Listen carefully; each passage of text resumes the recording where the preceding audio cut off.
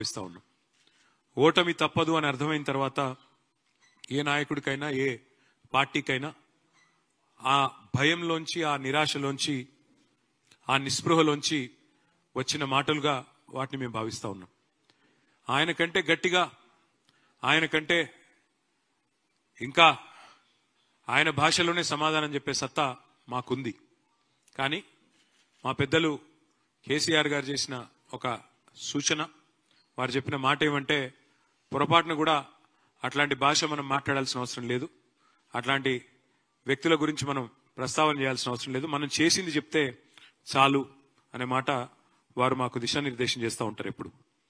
నేను అందుకే రేవంత్ రెడ్డి గారు నేను అడుగుతా ఉన్నా సూటిగా, నువ్వు నన్ను బూతులు తిట్టినా, నువ్వు నన్ను వ్యక్తిగతంగా తూలనాడినా, మీరున్నది ముఖ్యమంత్రి పదవిలో కాబట్టి నేను మిమ్మల్ని గౌరవంగానే మాట్లాడుతా ఉన్నా.